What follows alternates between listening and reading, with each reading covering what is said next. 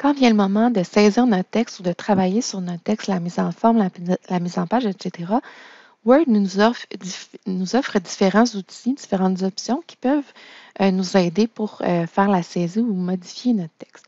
Donc, quand on se place dans un nouveau paragraphe, généralement, surtout si c'est un nouveau document, on va pouvoir insérer notre texte immédiatement là où il y a le point d'insertion, la petite barre clignotante qui est ici. Donc, si je me mets à saisir du texte avec mon clavier, c'est ici que va apparaître le texte. Prenez note que dès que vous insérez du texte dans un nouveau document, ce qui n'est pas toujours le cas dans un document qui contient déjà du contenu, vous allez avoir le style normal qui va automatiquement s'appliquer au nouveau paragraphe. Donc, si vous ouvrez un nouveau document et que vous écrivez quelque chose, c'est le style normal par défaut qui va s'appliquer. Donc, le style normal, on le voit ici, qui est encadré en gris. Et là, je peux tout simplement écrire le texte en question et il va prendre les mises en forme qui sont dans le style normal.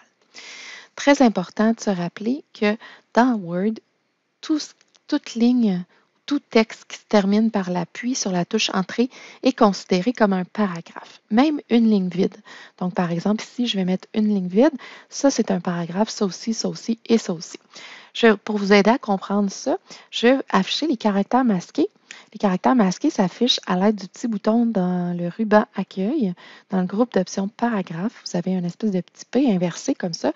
Et le raccourci, c'est CTRL astérisque ou encore CTRL majuscule 8. Et il y a plein de symboles qui apparaissent quand j'appuie sur ce bouton-là.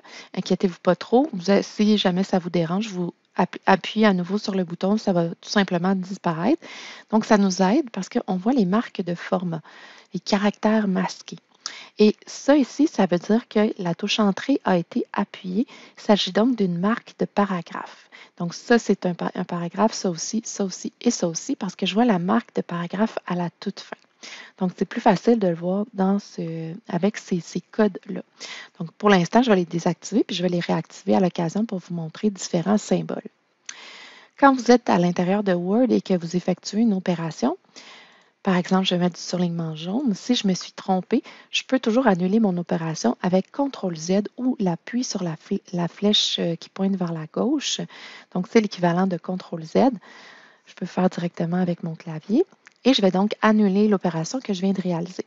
Si au contraire, j'ai annulé plusieurs opérations, mais j'aimerais bien la réappliquer, donc l'appliquer à nouveau, je fais cliquer sur la flèche qui pointe vers la droite. C'est alors que je vais rétablir les opérations qui ont été annulées. Donc, CTRL-Y ou F4 permet également de rétablir l'opération. CTRL-Z, j'annule, CTRL-Y, je vais rétablir. Par contre, si je n'ai rien à rétablir, je peux répéter une opération à l'aide des mêmes raccourcis, c'est-à-dire CTRL-Y ou F4. Par exemple, je sélectionne le mot ici et je mets du gras. Ensuite, si je mets du gras sur le prochain mot, je peux appuyer sur F4 plutôt que de répéter l'opération.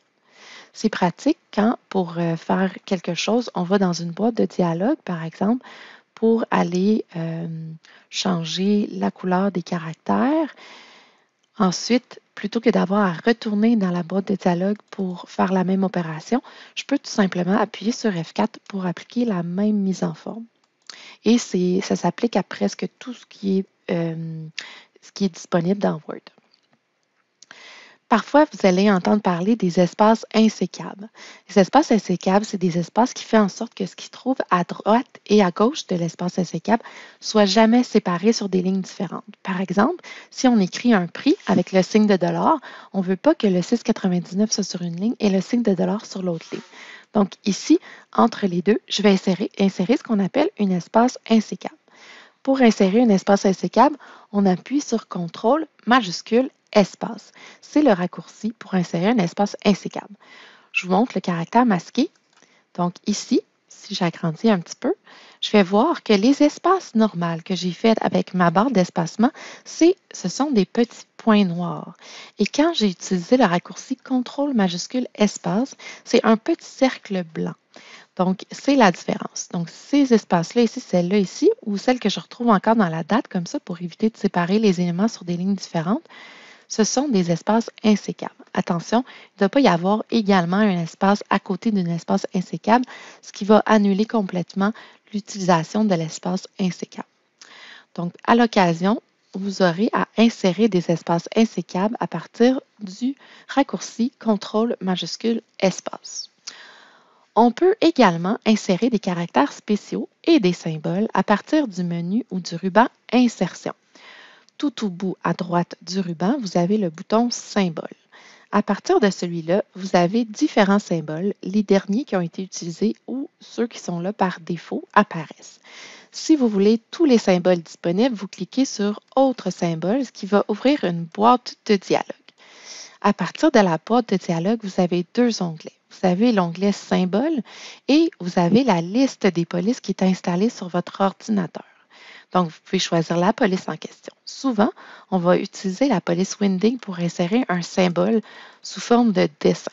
Donc, la police Winding 1, 2 et 3 sont très souvent utilisées. Donc, j'utilise la police Winding et là, j'ai plein de petits caractères comme ça qui me permettent d'insérer des symboles différents sur ma page de Word. Donc, une fois que j'ai trouvé le symbole, je vais tout simplement cliquer sur Insérer pour le insérer dans ma page.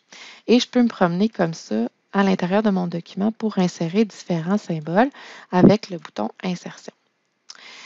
Sachez que sur PC, mais que ce n'est pas disponible sur Windows, vous avez également un code de caractère. Donc, si vous connaissez le code de caractère, vous pouvez donner ce code-là à quelqu'un ou entrer ce code-là directement ici sur le champ code du caractère pour y accéder. Si, par exemple, j'écris le code 155, j'arrive sur un symbole et là, je peux l'insérer. Sur Mac, il n'est pas possible de choisir un code ni de voir le code des caractères. Donc, il faut vraiment chercher à l'intérieur de la police en question le symbole visuellement. Une fois que j'ai terminé, je clique sur Fermer et j'ai terminé d'insérer mes caractères spéciaux et mes symboles. Je vous montre une autre affaire à partir du bouton Symbole, Autre symbole. Le deuxième onglet, ce sont les caractères spéciaux. Si vous avez des tirets quadratins, demi-quadratins qui sont relativement longs, vous pouvez les insérer à partir d'ici. Le C, Copyright, ou le R, Déposé, le TM, donc Trademark. Donc, c'est des choses que vous pouvez insérer à partir de l'onglet Caractères spéciaux.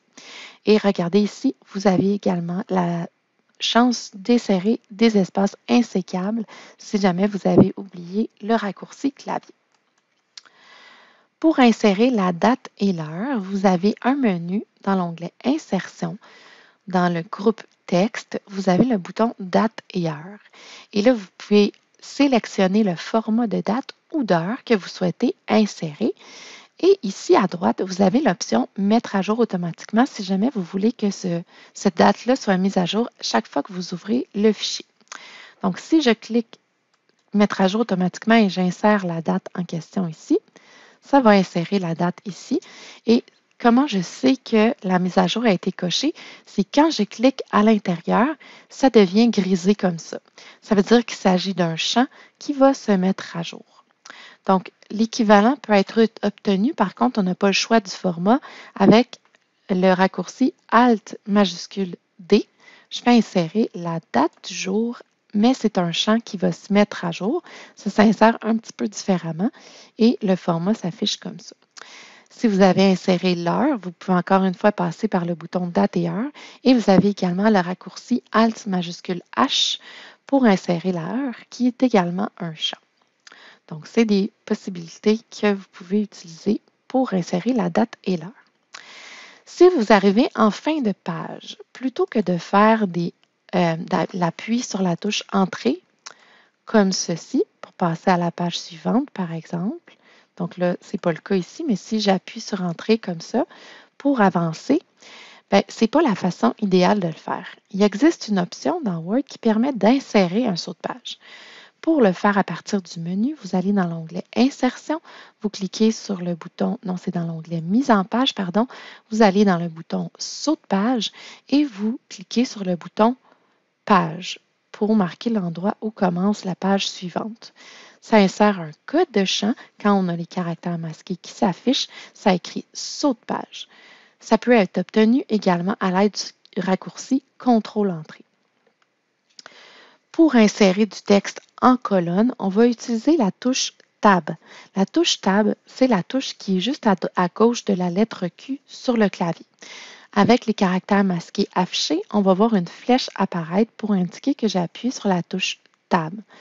Par exemple, je vais insérer un titre comme ça. Je vais appuyer Tab, Tab, Tab pour me rendre à un autre endroit. Je vais insérer un deuxième titre, Tab, Tab, Tab, selon l'espace que j'ai besoin, un autre titre comme ça.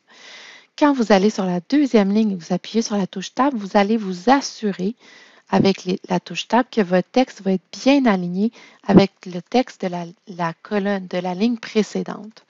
Donc, comme c'est le cas ici. Donc, à éviter absolument l'utilisation d'espaces comme ceci pour aligner du texte en colonne. C'est vraiment à proscrire absolument. Il faut plutôt privilégier l'utilisation de la touche Tab pour insérer des colonnes de texte qui vont bien s'aligner les lignes et les unes par rapport aux autres. Pour changer la case, donc la case, c'est la majuscule, ça c'est du bas de case, minuscule bas de case, majuscule haut de case. Pour changer la case, vous avez le raccourci majuscule F3. Donc, majuscule F3 va mettre tout en majuscule, tout en minuscule ou des minuscules au début de la phrase.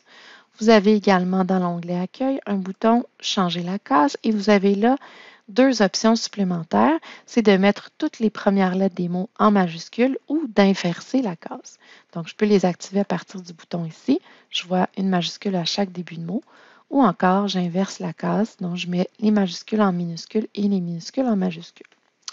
Donc, majuscule F3 ou pour plus d'options, le bouton sur le ruban Accueil. Maintenant, on termine avec la sélection de texte. Donc, si je veux sélectionner du texte, je peux cliquer et glisser jusqu'à ce que j'ai terminé de faire ma sélection. Je peux aussi faire un double-clic dans un mot pour sélectionner un mot. Je peux faire CTRL-clic dans une phrase pour sélectionner la phrase et je peux faire triple-clic dans le paragraphe pour sélectionner le paragraphe au complet. Je peux également sélectionner une ligne entière en me plaçant dans la marge de gauche et en cliquant vis-à-vis la ligne. Ce sont des façons différentes et rapides de sélectionner du texte à l'intérieur de Word. Pour sélectionner du texte, on va avoir besoin de sélectionner du texte, c'est-à-dire pour copier ou pour déplacer du texte. Donc, pour copier du texte, on sélectionne le texte, on fait CTRL-C, on se place à l'endroit où on veut avoir la copie et on fait CTRL-V. Si on veut déplacer du texte, on sélectionne le texte, on fait CTRL-X, on se déplace et on fait CTRL-V. Donc, CTRL-C pour copier, CTRL-V pour coller ou CTRL-X pour couper et CTRL-V pour coller. Donc, je vais déplacer ou je vais copier, créer une deuxième copie du texte.